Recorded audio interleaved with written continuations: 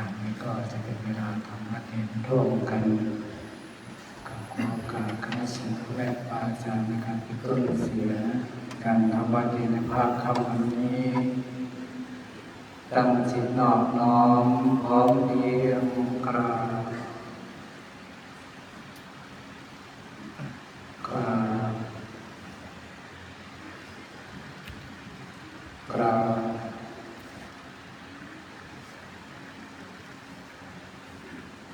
เปิดมาที่หน้า11นะครับ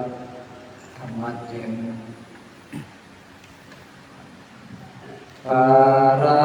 นังสัมมาสัมพุทโธภะคะวาพระ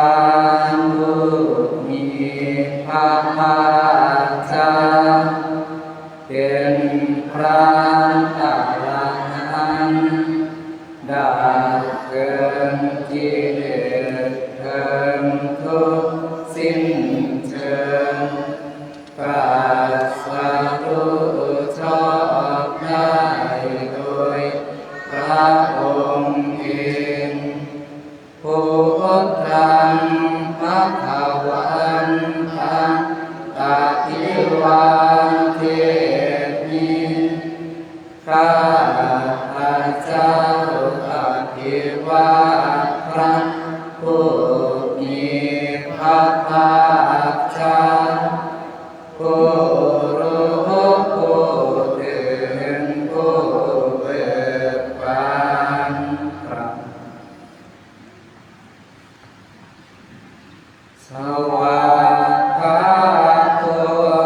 ภะคะวะตาธัมโมพระธรรมเป็นธรรมที่พระผู้มีพระภาคเจ้าตรัสไว้ดีแล้วธรรมังนามัสสามิข้าพระเจ้านามัสการพระธรรม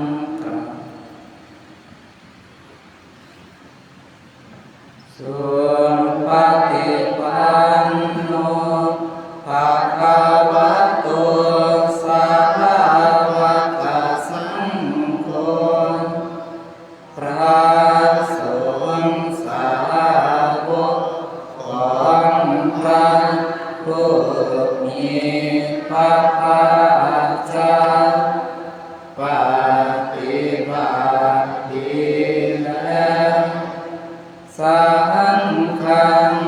นัมมามิข้าพระเจ้านอบน้อมพระสงฆ์อันธรรมยังพุทธัสสะภะคะวะโตปุพพาคณมะการังกาโรมาเสนะโมตัสสะภะคะวะโตอะระหะโตสัมมาสัมพุทธัสสะนะโมตัสสะภะคะวะโตอะระหะโตสัมมาสัมพุทธัสสะนะโมตัสสะภะคะวะโตขอนอบน้อมแด่พระผู้มีพระภาคเจ้าพระองค์นั้นอะระหะโตซึ่งเป็นผู้ไกลจาก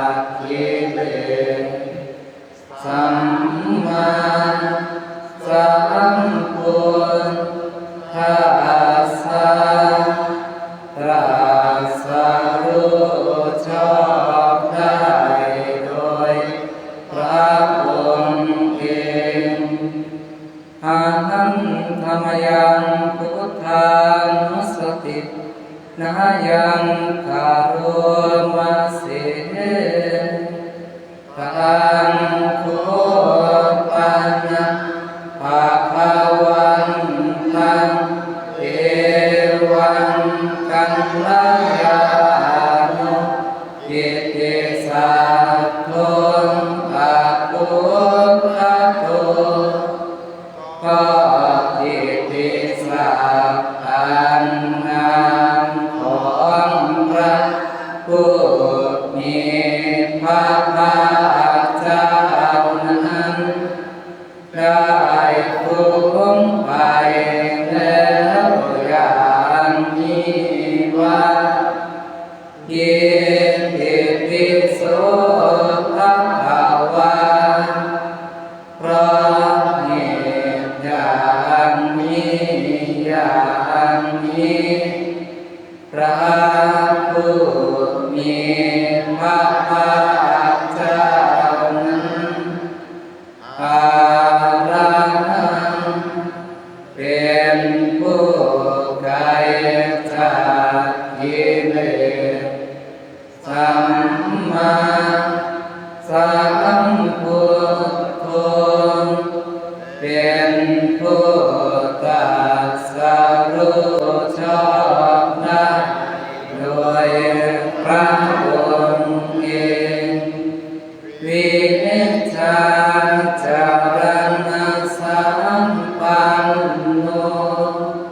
เป็นผู้ถึงความด้วยวิชาและจารณะส่วนพระโตเป็นผู้ไปแล้วด้วยดีโลกวิทูเป็นผู้รู้โลกอย่างแจ่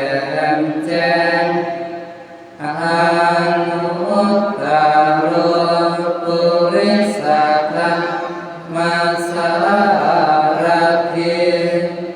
เป็นผู้สามารถฝึกบุรุษที่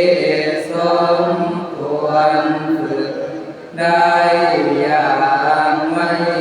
มีใครยิ่งกว่าสัทธา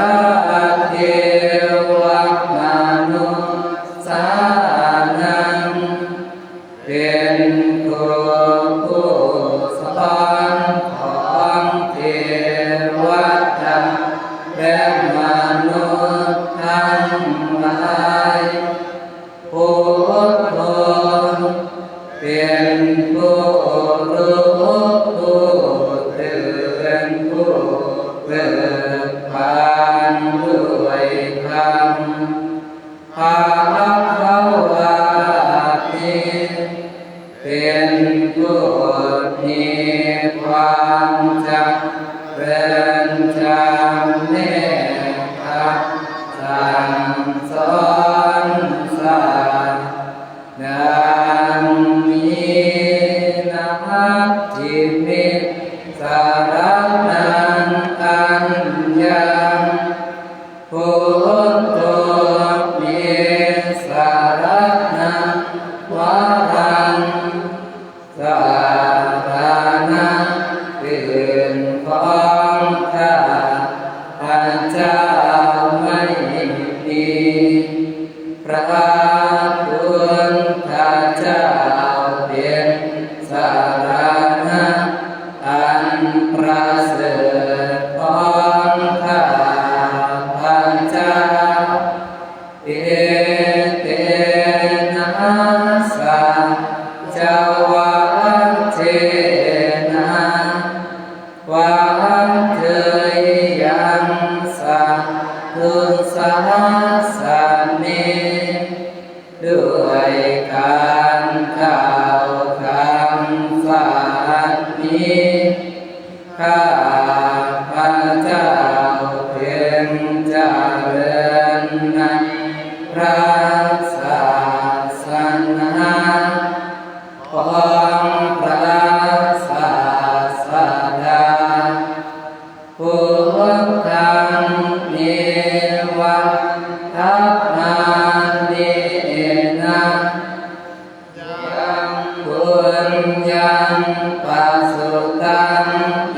นะ ข้าพระเจ้าผู้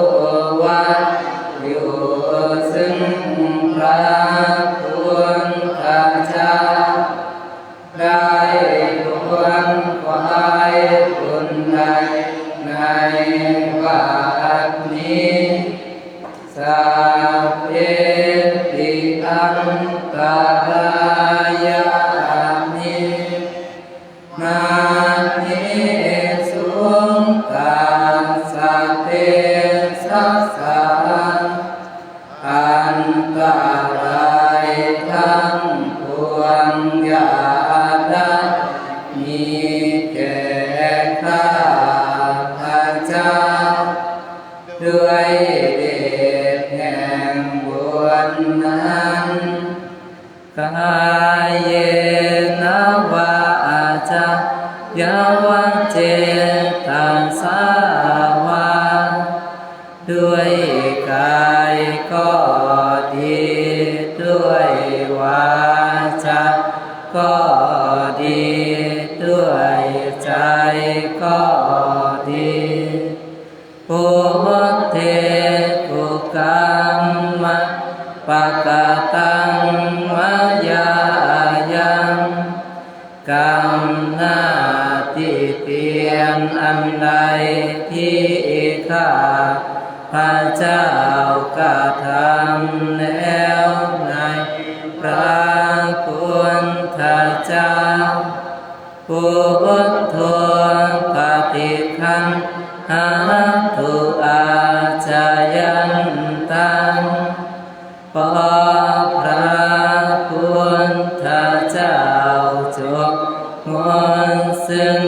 โทษร่วมเกินอันนั้นกาลันตาเรสังวริตุงวาพุทเทเพื่อการสำรวมระวังในพระพุทธเจ้าในการต่อไปหันธรรมยังธรรมานุสตินายังกาลุมาเสสวาคาโตภะคะวะตาธัมโมพระธรรมเป็นสิ่งที่พระผู้มีพระภาคเจ้าได้ตรัสไว้ดีแล้วสันทิฏฐิโกเป็นสิ่งที่ผู้ศึกษาและปฏิบัติพึงเห็นได้ด้วยตนเองอากาลิโกเป็นสิ่งที่ปฏิบัติได้และให้ผลได้ไม่จำกัดการเหตุมีปัสสิโกเป็นสิ่งที่ควรกล่าวกับผู้อื่นว่าท่านจง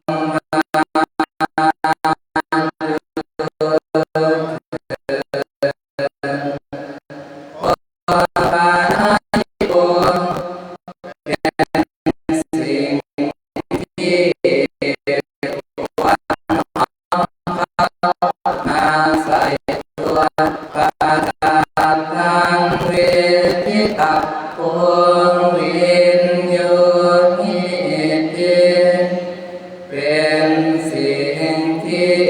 ผู้รู้พอรู้ได้เฉพาะตนดังนี้นัตถิเมสารนังอัญญังธัมโมมิสารนังวรังสารนังอื่นของข้าพระเจ้าไม่มีพระธรรมเป็นสารณะอันประเสริฐของข้าพระ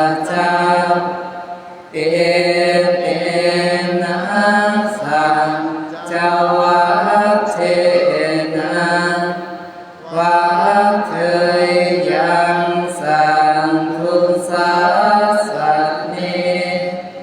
ด้วยการกล่าวคำสานนี้ข้าพระเจ้าพึงเจริญใน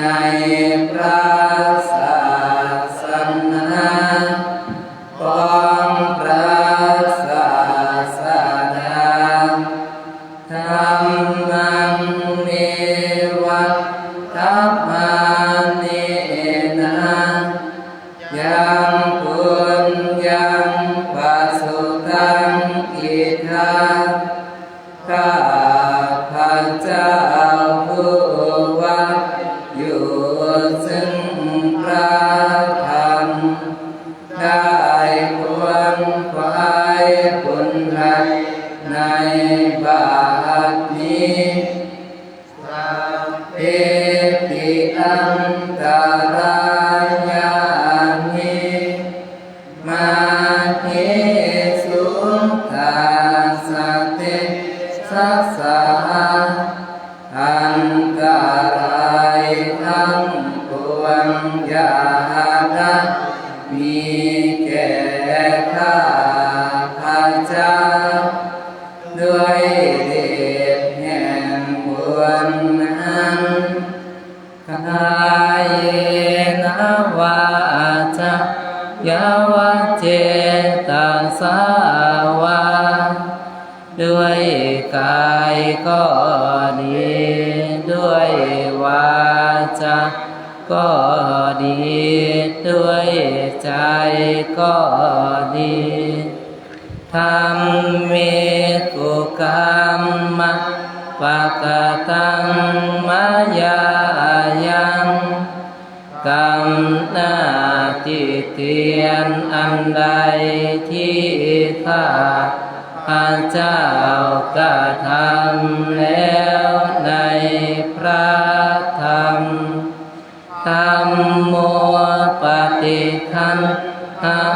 ตุอาจายันตังขอพระธรรมจงงดซึ่งโทษล่วงเกินอันนั้นกาลันตาริสังวริตุงวัฏธรรมเมเพื่อการสำรวมระวังในพระธรรมในการต่อไปหันธรรมยังสังฆานุสตินายังการุมาเสสุปฏิปันโนภะคะวะโตสาวกสังโฆสงฆ์สาวกของพระผู้มีพระภาคเจ้าหมู่ใดปฏิบัติดีแล้วบุญจุปฏิปันโนภะคะวะโตสาวกสังโฆสงฆ์สาวกของพระผู้มีพระภาคเจ้าหมู่ใดปฏิบัติตนแล้วญายะปฏิปันโนภะคะวะโตสาวกสังโฆสงฆ์สาวกของพระผู้มีพระภาคเจ้าหมู่ใดปฏิบัติเพื่อรู้ธรรมเป็นเครื่องออกจากทุกข์แล้วสามีจิปฏิปันโนภะคะวะโตสาวกสังโฆสงฆ์สาวก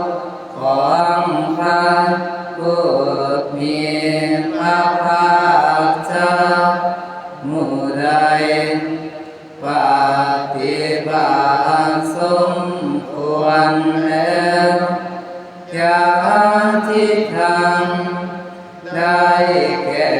บุคคลเหล่านี้คือจาตาริปุริสยุคานิอัตถปุริสบุคาราผู้แห่งบุรุษ10 ผู้นักเรียนตัวบุรุษได้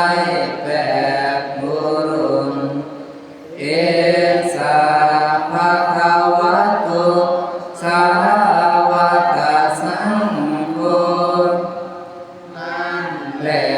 สงฆ์สาวกของพระผู้มีพระภาคเจ้าอา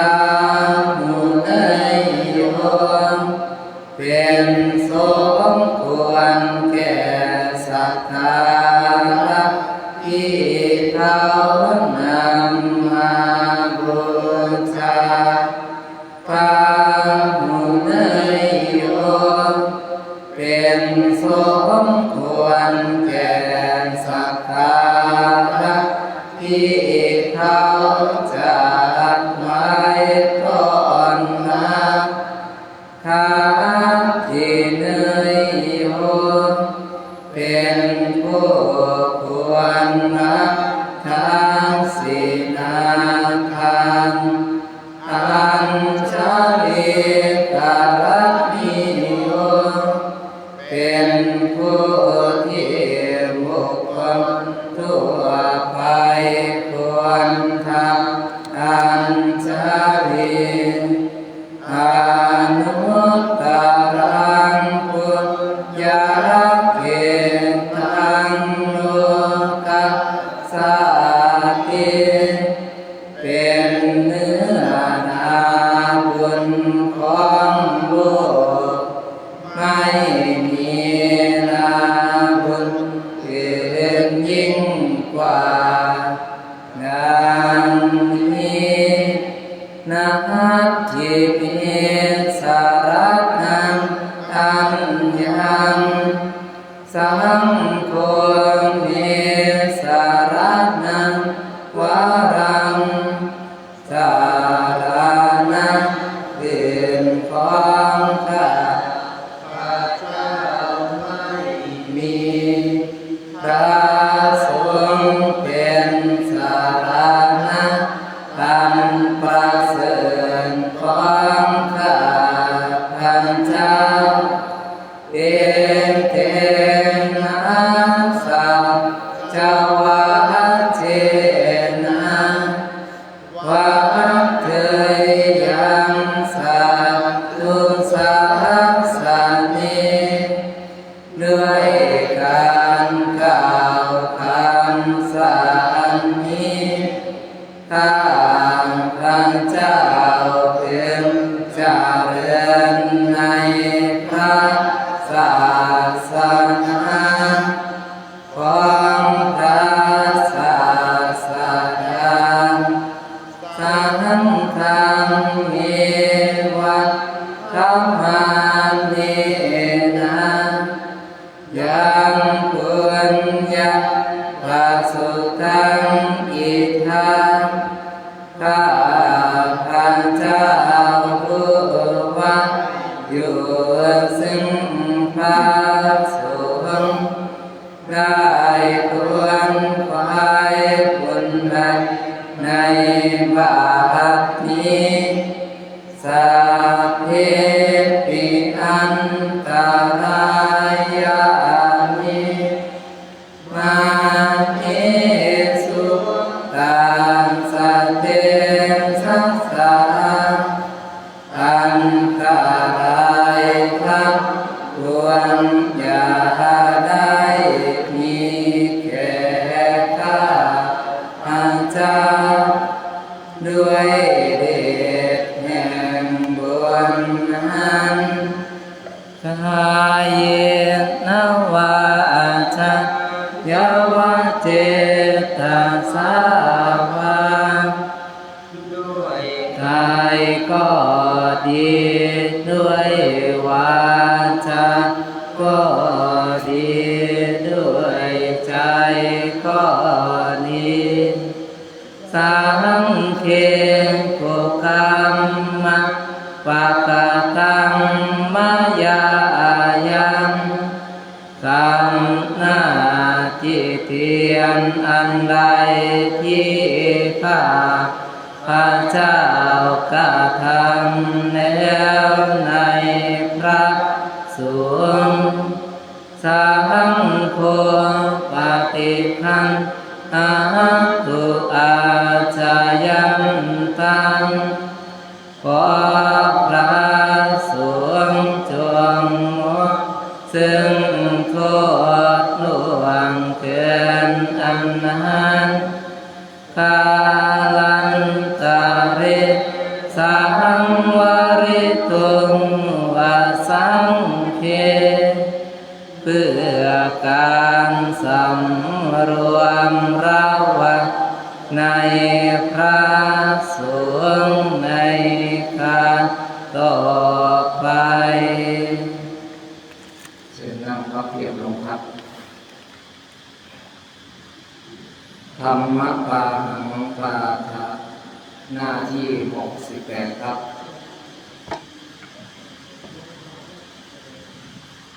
หังธรรมยังธรรมปาหังสนะสมาทัปปนาเท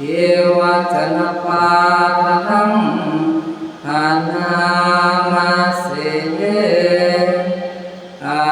ทาปารังโกนตุธรรมปาหังสนะสมาธรรมปานาทิวจนะสักวันนานาอันเหนิสัจจายิตาภาดูก่อนท่านผู้เจริญทั้งหลายลำดับนี้เรื่องอันเกี่ยวกับธรรมปาหังสนะอันพระผู้มีพระภาคเจ้าได้ตรัสไว้ดีแล้วเป็นเรื่องที่ข้าพระเจ้าทั้งหลายจากนำมาสาธยายตั้งสัพเพวสันตสาธุกังสุโนมานสิกาโรมาขอพวกเราทั้งหลายจงฟังจงใส่ใจ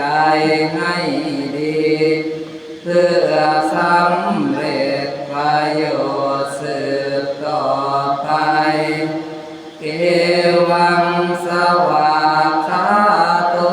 ภิกขเวมยาธัมโมดูก่อนภิกษุทั้งหลายพระธรรมเป็นธรรมอันเรากล่าวไว้ดีแล้วอย่างนี้ควรตาโนเป็นธรรมอันทำให้เป็นดุจของความที่นายแล้ววิวัตตุเป็นธรรมอันทำให้ปีที่เปิดแล้วปากาสิตุเป็นธรรมอันเราตถาคตประกาศก้องแล้วสินนับปิโลติโกเป็นธรรมมีส่วนที่เรียกอันเราตถาคตเชื่อมออกหมดสิ้นแล้วเอวังสวากขา มายาธรรมเมดูก่อนภิกษุทั้งหลาย เมื่อธรรมนี้เป็นธรรมอันเรากล่าวไว้ดีแล้วอย่างนี้อาลังเอวาย่อมเป็นการสมควรแล้วนั่นเทียวสัทธาปาภัชิเตนะปุละปุเตนะวิริยังอารักขิตุงที่ควรละบวชผู้บวชแล้วด้วยศรัทธาจากพึงปรารภการกระทำความเพียรกามังตะโจจนะหารุจะอาทิจะอวสิสตุด้วยการอธิษฐานจิตว่าแม่นางเอ็นกระดูกเท่านั้นจะเหลืออยู่สารีริโอปัสสุสตุมังสาโลหิตังเนื้อและเลือดในสรีระนี้จะเหือดแห้งไปก็ตามทียันตังปุริสัทธาเมนะปุริสัพวิริเยนะ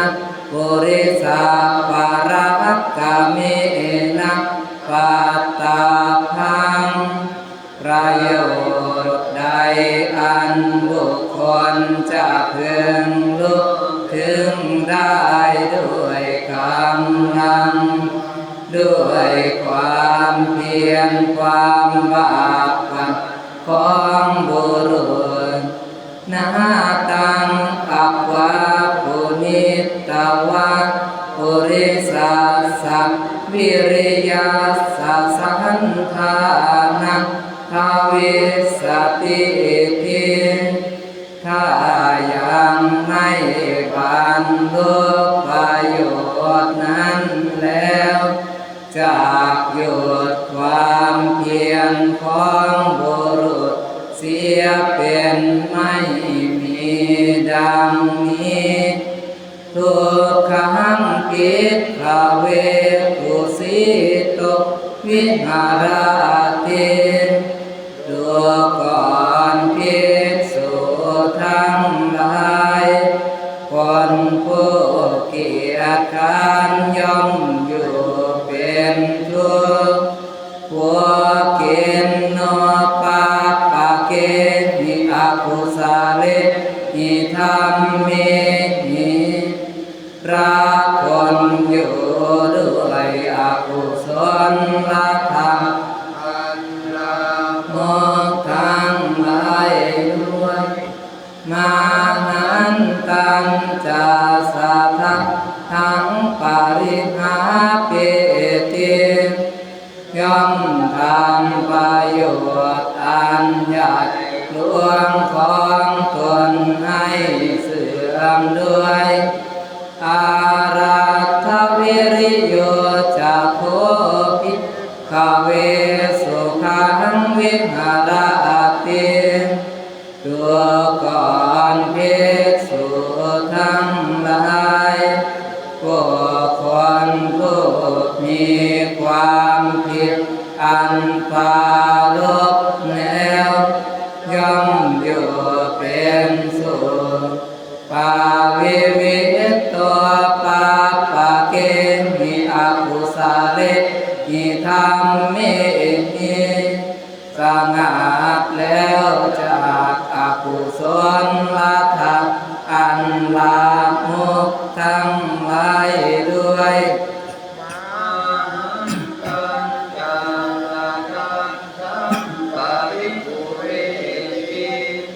ย่อมทำประโยชน์อันใหญ่หลวงของตนให้บริบูรณ์ด้วยนาภิกขเวหิเนนะอาคาสปาติ โหติดูก่อนภิกษุทั้งหลายการบรรลุธรรมอันเลิศด้วยการกระทำอันเลวย่อมมีไม่ได้เลยอาเคนะจักโขอาคาสปะติโหติแก่การบรรลุธรรมอันเลิศด้วยการกระทำอันเลิศย่อมมีได้แลมันดับเปยยมิตรทางคิดอเวพรหมจริยังดูก่อนภิกษุทั้งหลายพรหมจรรย์นี้น่าดื่มเหมือนมันได้ยอดโอชักแห่งโพรมสัทธาสัมมุขีผู้ตุงทั้งพระศาสดาก็อยู่ณที่เฉพาะหน้านี้แล้วตาสมาติหาภิกขเววิริยังอารัปทานดูก่อนภิกษุ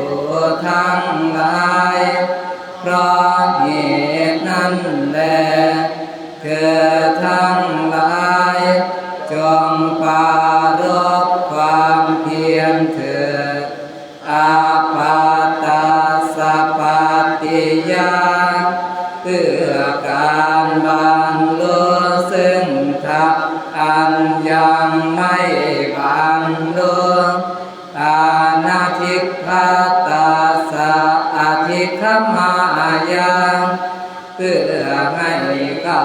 ถึงซึ่งธรรมอันยังไม่ถึงอาสาจิกตาสัจฉาจิกิริยายาเพื่อทำให้แจ้งซึ่งธรรมอันยังไม่ทำให้แจ้งเอวังโนอายังอัมหากังปาปัจจาเมื่อเป็นอย่างนี้การบวชของเราทั้งหลายนี้อายังกตาอวัญชาภวิสติจะเป็นการบวชไม่ต่ำสามจะไม่เป็นมันเปล่าสาภาลาสะอุทธาแต่จะเป็นการบวชที่มีผลเป็นการบวชที่มีกำไรเยสังมายังปริพุนชามะจิวรปินทปาตะเสนาสนะคิลานะปัจจยเพสัชปริคารังพวกเราทั้งหลายบริโภคจีวรบิณฑบาตเสนาสนะและเภสัชของชนทั้งหลายเหล่าใดเตสังเตการะอัมเหสุการกระทำนั้นของชนทั้งหลายเหล่านั้นในเราทั้งหลายมหาภาลาภาเวสันติมหาเมสังสาติจะเป็นการกระทำมีผลใหญ่อานิสงส์ใหญ่ดังนี้เอวังหิโวภิกขเวสิกิตาทังตัวก่อนภิกษุทั้งหลายเธอทั้งหลายถึงทำความสำเนียกอย่างนี้แล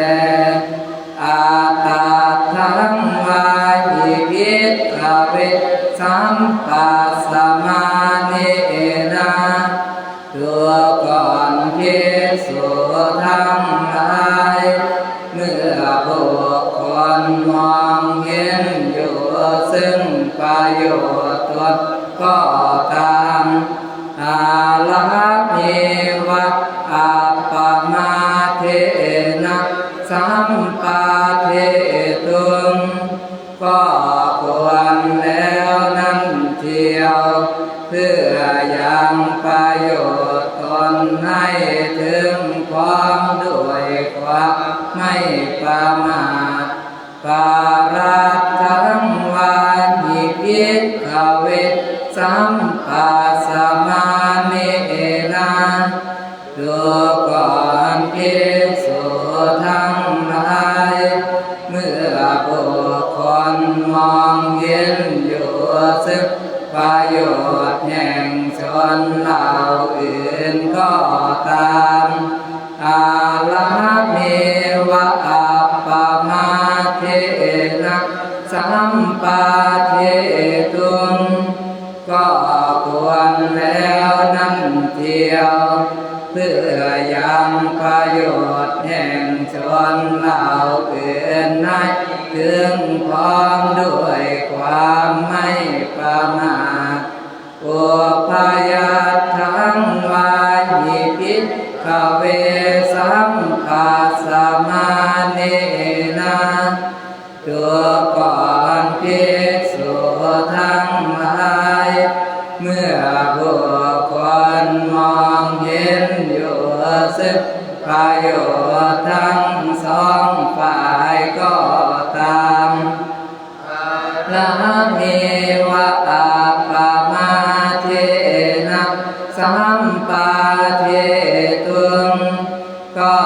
ควรแล้วนั่นเทียวเพื่อยังประโยชน์ทั้งสองฝ่ายให้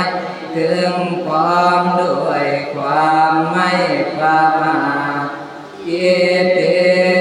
ด้วยประการฉะนี้แล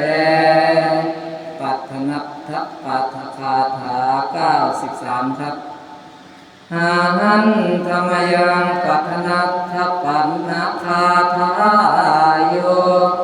พันนามาเสยันทานิเมกตังปุญญังเปนาเนโน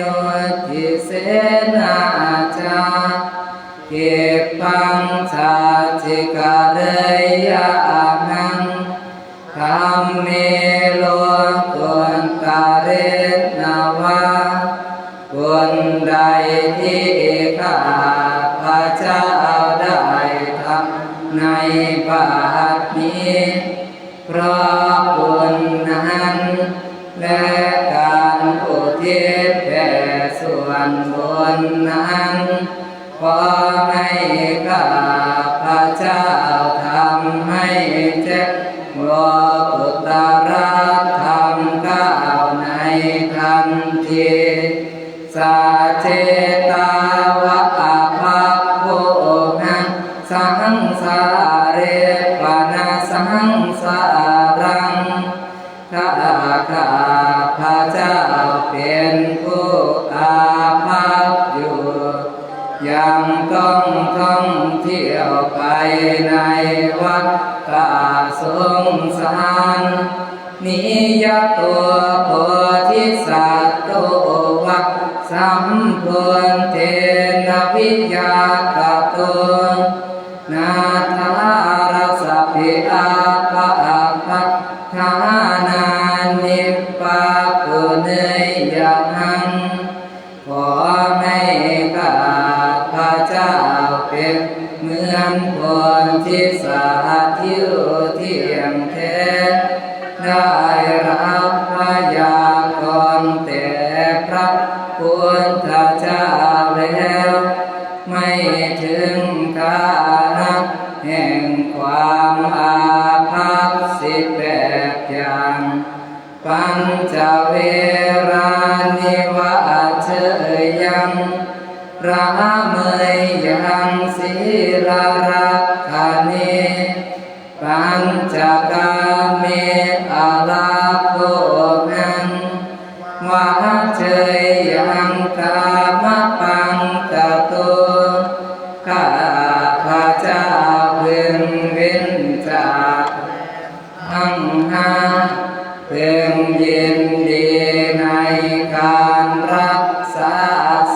นไม่ก่อเกี่ยวในกามคุณทั้งห้าพึงเว้นจากเปลือกตวงเก่าคือกามล้วนอิทธิญาณอายุเฉยยังสังโยนเฉยยังสุทิทิยาปาเปมิเตนะเสวยังเสวยังปันดิเตสัทธาขอให้ข้าพระเจ้าไม่พึงประกอบด้วยทิฏฐิชั่วพึงประกอบด้วยทิฏฐิที่ดีงามไม่พึงคบมิตรชั่วพึงคบแต่บัณฑิตทุกเมื่อสัทธาสติหิโรตตาปะตาปะขันติคุณากโรอาปัสสัยโมวาสัตตุหิเฮยยังอามันตะมุยหะโกขอให้ข้าพระเจ้าเป็นบ่อที่เกิดแห่งคนคือศรัทธาสติหิริโอตตปปะความเพียรและขันติเพื่อเป็นผู้ที่ศัตรูครอบงำไม่ได้ไม่เป็นคนเขาคนหลงงมงายสัพพายาปายุปายเอสุเสโกธรรมัตถโกวิโทเยเยวะตาวาสัจจังเมญาณังอเควะมาลุโตขอให้ข้าพระเจ้าเป็นผู้ฉลาดในอุบายแห่งความเสื่อมและความเจริญเป็นผู้เสียบแนมในอาจและธรรมขอให้ญาณของข้าพระเจ้าเป็นไปไม่คล่องขาดในธรรมที่ควรรู้โดดลมพัดไปในอากาศฉะนั้นยากาจิตุสลามายาอาสาสุเกนะสิทธาตังสัทธาเอวังอุตตาปุนาสัพเพโหนตุไมหังภเวภเวขันหาใดใดของข้าพระเจ้าที่เป็นกุศลขอให้สำเร็จโดยง่ายทุกเมื่อควรที่ข้าพระเจ้ากล่าวมาแล้วทั้งปวงนี้จงมีแก่ข้า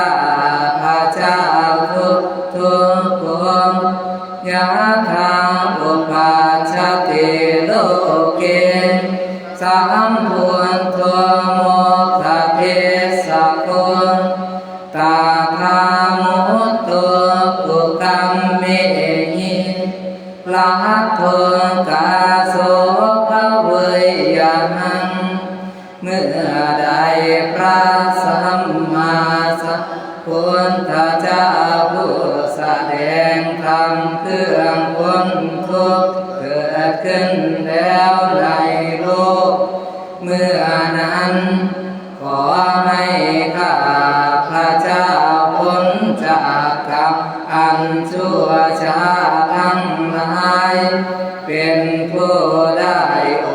กาสแห่งการบรรลุธรรมมานุสตังจาริงขันจาปาพาชันจุปาสัมปะทังลาเยตวาเปสะโลสีริคาเรยังสัตถุสาสานัง ให้ข้าพระเจ้าพึงได้ความเป็นมนุษย์ได้เพศบริสุทธิ์ได้บรรพชาอุปสมบทแล้วเป็นคนรักศีลมีศีลทรงไว้ซึ่งพระศาสนาของพระศาสดาสุขปฏิปพุจิปาพิญโยชาชิกะเรยะหังอาระหัตตาภารังอาคังวิชาทิพุนลังกตังขอให้เป็นผู้บาทโดยสะดวกกาสรู้ได้พันกะทำให้แจ้งซึ่งอรหัตตผลอันเลิศอันประกอบด้วยธรรมมีวิชาเป็นต้นยาทิโนปัจจติพุทโธกัมมังปริปุรัญจะเมเอวังสันเตละเปยยาหังปัจเจกโพธิมุตตมันติถ้าหากพระพุทธเจ้าไม่บังเกิดขึ้นแต่กุศลธรรมของข้า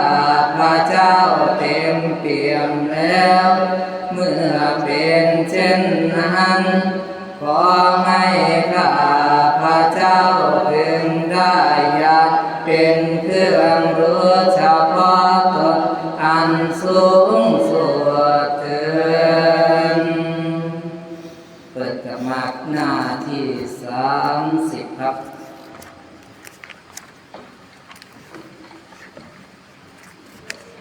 หาหันธรรมยังสัพพปฏิทานาคาทายโยหันนามาเสปุญญาสิทานิกตาสายะนัญญานิกตานิเมเปสัญจภาคิโนโหนตุสันตานันตาปมานะคาเยปิยาคุณวันตาจามังหังมาตาปิตาทายโยเทธาเมจาปายะคิทาวาอัญเยมาชัตตะเวริโนสัตตาติทันติโลกาสามิเปปุมมาจตุโยนิกาปัญเจกจัตุวการะสังสารันตาภวาภเวยาตังเยปฏิทานัมมิอนุโมทันตุเตสยังเยจิมังนัปปชานันติเทวาเตสังนิเวทยุงมายาทินนานาปุญญานะอนุโมทนาเหตุนาสัพเพสัตตาสัทธามุตุอเวราสุขชีวิโนเกมาปะทันจะปาปุณตุเตสหสหสิสตังสุภาอากาสัทธาจะอุมมาคะเทวานาคามณิติกาปุญญังโนอนุโมทันตุเจรังราคันตุสาสนังอาคาสัทธาจะอุมมาคะเทวานาคามณิติกาปุญญังโนอนุโมทันตุเจ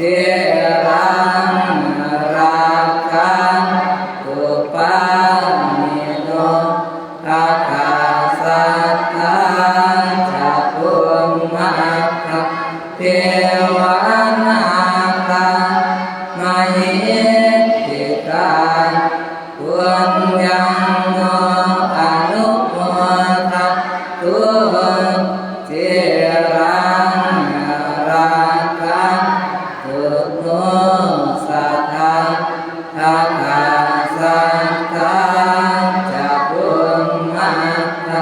เท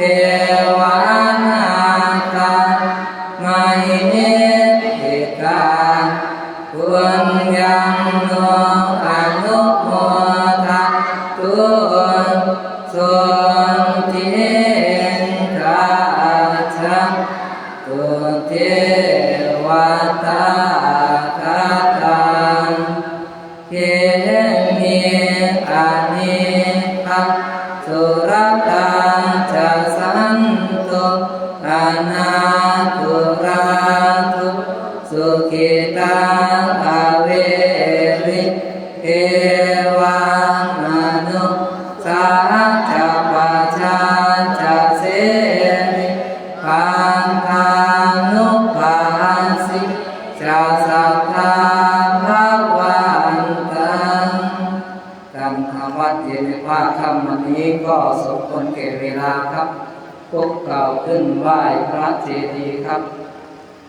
หน้าที่24โอกาสวันทานิพันเตเจติยังสัพพะสัพพะทานิสุปฏิปิกันสาริวิกตันตุมหาโพธิวัฏโรปังสัพพะลังสัพพะกายสาวาจาสามนาสาเจวะวันทะเมเตตาทาติสายานิอาสานิทานิขัมมานิจาปิสัพพะทาโอกาสวันทานิพันเตสัพพันอปาราทังกัมมะทังเม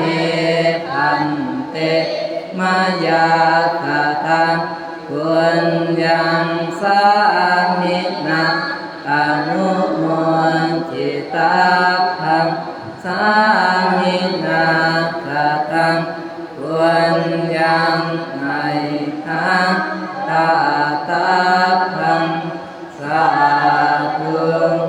สาธุสาธุอนุโมทามิมาตาปิตุโกนะอาหังวันทามิปุปัจจาอาจาริยปุนังอาหังวันทามิ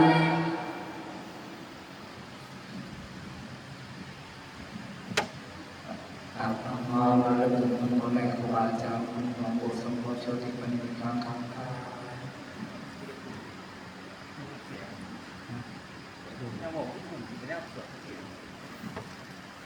พระพุทธเจ้าทำความเคารพในหลักธรรม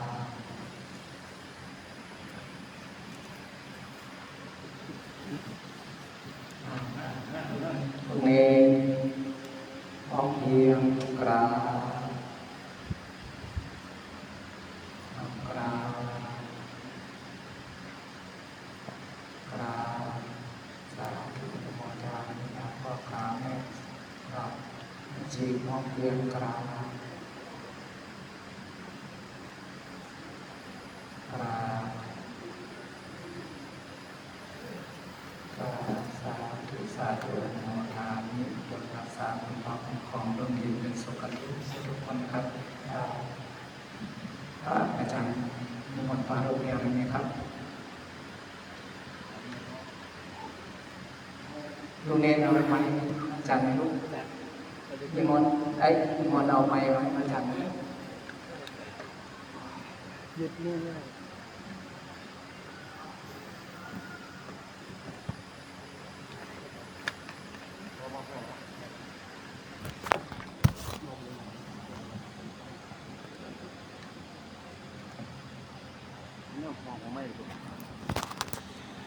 ต้องพอกันนิดหน่อย